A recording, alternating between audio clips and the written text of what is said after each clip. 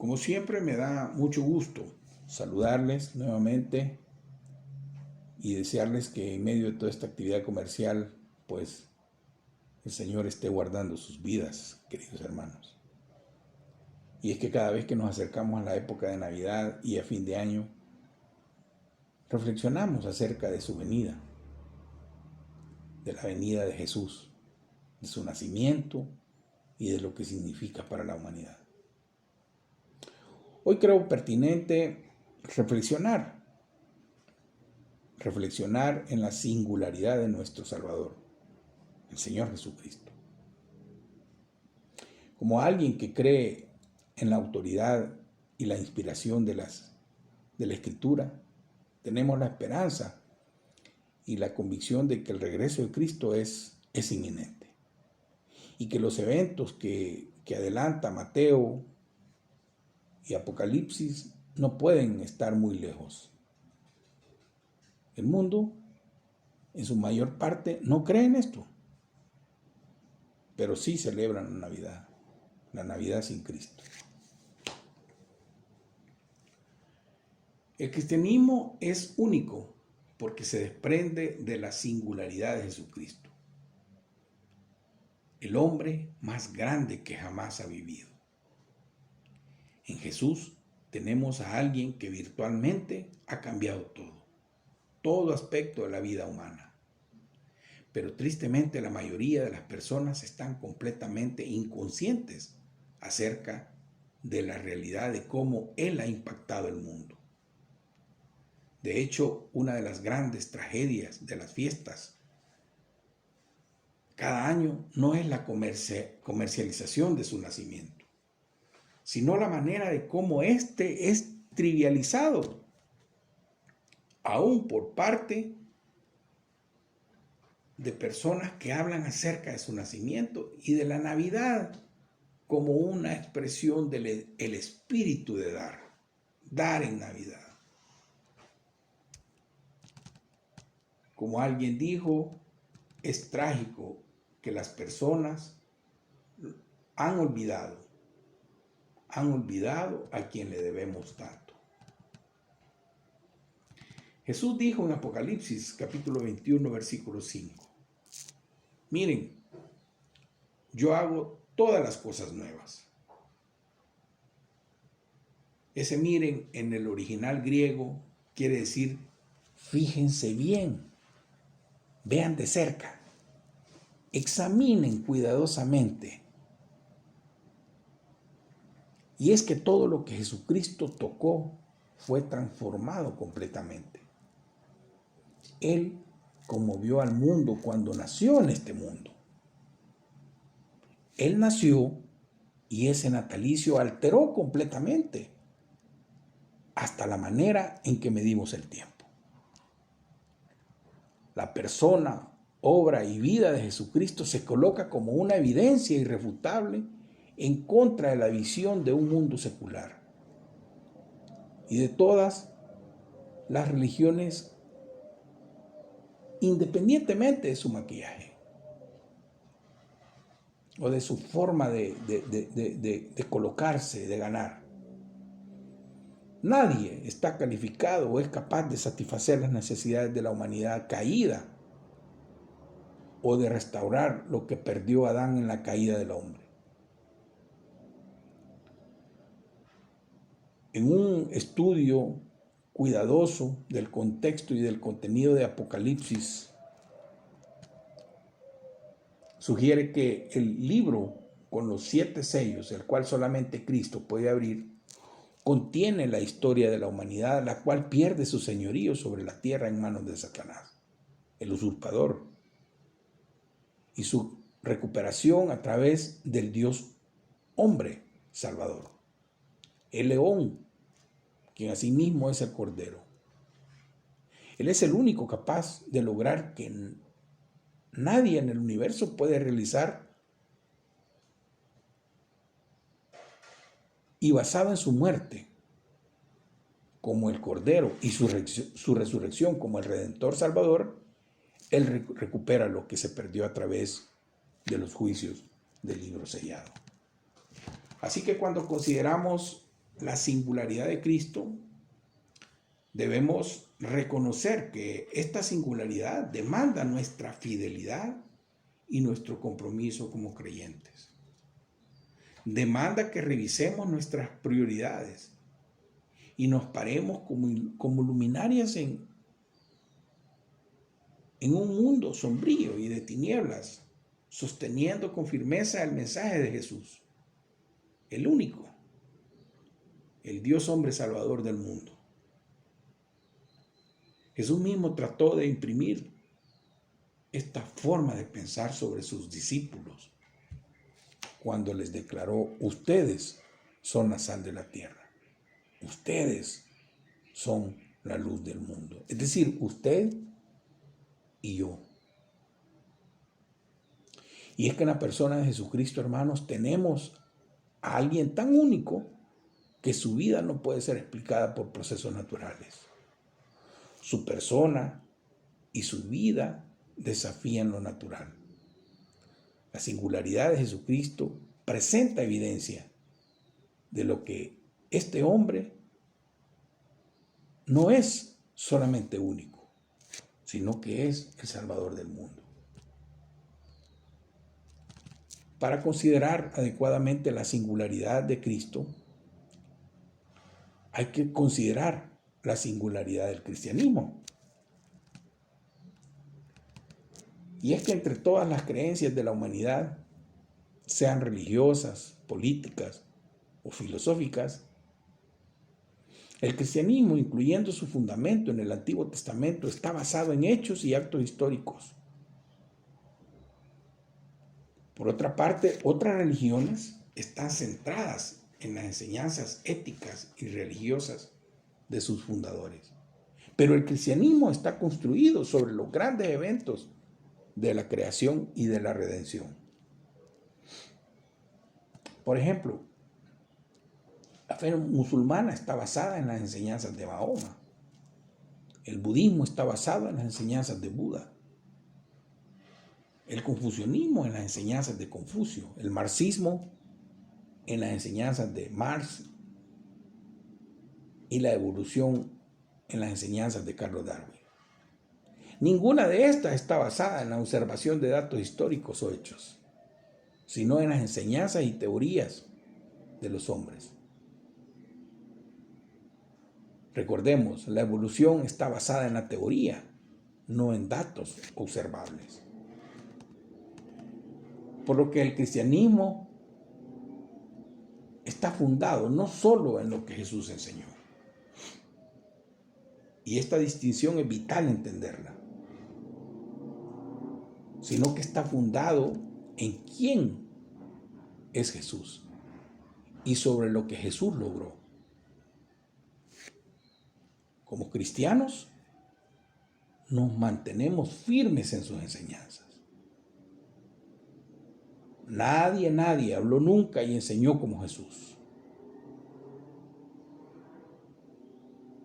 Pero es en última instancia el valor de lo que Él hizo y la abundante evidencia histórica lo que autenticó su vida y palabras.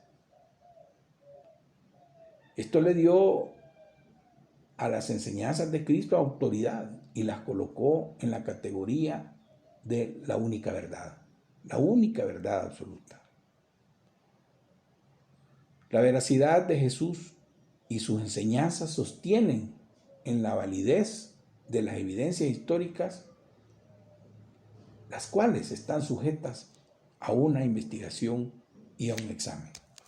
Los que quieran. Toda otra creencia está basada sobre enseñanzas e ideas de aquellos que no fueron más que simples hombres. No importa cuán brillante, carismático o poderoso pudieron ser. No hay garantía de su objetividad, exactitud o habilidad para dar lo que prometieron. Por lo que la singularidad del cristianismo depende últimamente de la singularidad de su figura central, el Señor Jesús, el Señor Jesucristo. Y que por estos días celebramos su nacimiento. Algunos tratan de colocar a Cristo en medio de los grandes líderes religiosos de la historia, como uno entre muchos. Pero esto resultará absurdo y hasta ofende, ¿no creen? ¿Por qué? Porque la singularidad de Cristo es tan grande que nadie, absolutamente nadie, puede compararse a Él. Cuando Jesucristo tomó la forma de hombre, Él impregnó a la humanidad con dignidad y con un valor inherente que nunca antes había sido soñado. Cualquier cosa que Jesús tocó o hizo transformó ese aspecto de la vida humana. Por lo tanto, es de considerar una serie de aspectos, como por ejemplo, la expectación de su venida. El cumplimiento de las profecías es una característica única en el cristianismo. La venida de Jesucristo fue profetizada con todo detalle en relación a su linaje, naturaleza, lugar de nacimiento, en donde Él crecería, su ocupación, propósitos, el señorío específico y la naturaleza de su muerte. Además de eso, su resurrección y muchas otras profecías cumplidas. Y todas estas profecías fueron hechas cientos y cientos de años antes de su nacimiento o de su primer advenimiento, digámoslo así. Otro detalle importante es la naturaleza de su nacimiento. Su nacimiento fue, por supuesto, el nacimiento único en toda la historia humana. Aunque la mitología antigua estuvo llena de cuentos de semidioses, los cuales fueron supuestamente descendientes de uniones entre hombres y dioses, más bien demonios. No hubo nada siquiera similar a la narración del nacimiento de Jesús. El nacimiento de Cristo es único en la historia. A través del milagroso trabajo del Espíritu Santo, el mismo Dios vino a residir en el vientre de una virgen en forma de embrión, de tal modo que después de un proceso de 9 meses, una preñez de 9 meses, ella dio a luz a un hijo, quien así mismo era hijo de Dios. Él fue el Dios hombre salvador, no un hombre habitado por Dios. Él fue tanto una humanidad verdadera y genuina como una deidad, sin disminución, unida en una persona para siempre. Ningún otro nacimiento ha sido como este, tanto en la realidad como en la ficción. Como resultado de este nacimiento único, Cristo fue capaz de bordear la maldición del pecado, de modo que Él fue calificado de una manera única como aquel sin pecado, que fue a la cruz para morir como el Cordero de Dios y reinar sobre el trono de su padre David como el león de la tribu de Judá. Otro aspecto a considerar es la singularidad de su persona. Esta se encuentra, como ya lo mencioné antes, en la naturaleza divino-humana de Cristo. Dos naturalezas unidas en una persona. La Biblia afirma que Jesucristo es tanto Dios como hombre. Como Dios, Él creó todas las cosas. Colosenses 1:16. Como hombre, Él no tuvo pecado y vino como el sustituto libre de pecado que moriría por el pecado de la humanidad. Pero las declaraciones de la Escritura y la evidencia de su vida afirman que Él no fue mitad hombre y mitad Dios, sino totalmente hombre y totalmente Dios unidos en una misma persona.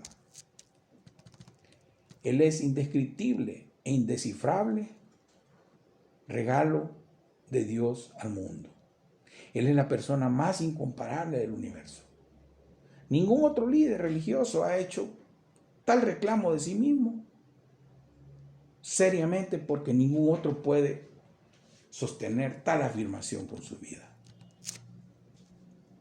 Para concluir esta reflexión, que por cierto irá en dos partes, hay que también ver el detalle de la singularidad de su vida. Su vida no tiene otro paralelo en cuanto a belleza, alcance, carácter y afecto.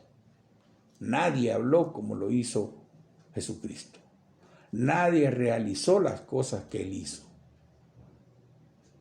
Y nadie hizo las demandas que Él hizo. A la vista de las poderosas palabras y obras de Cristo y de la perfecta y digamos, carente vida de pecado, las personas no pueden, en honestidad a la evidencia histórica, descartar lo que reclamamos de Cristo como si fueran los de un loco o rechazarlos como un fraude. Los escépticos modernos tratan de atribuir sus milagros y reclamos simplemente al carácter de su vida, pero ellos hacen esto simplemente a causa de sus prejuicios en contra de la luz, es decir, la verdad, y de lo milagroso, y no porque exista una carencia de evidencia histórica de buena fe. Es importante reflexionar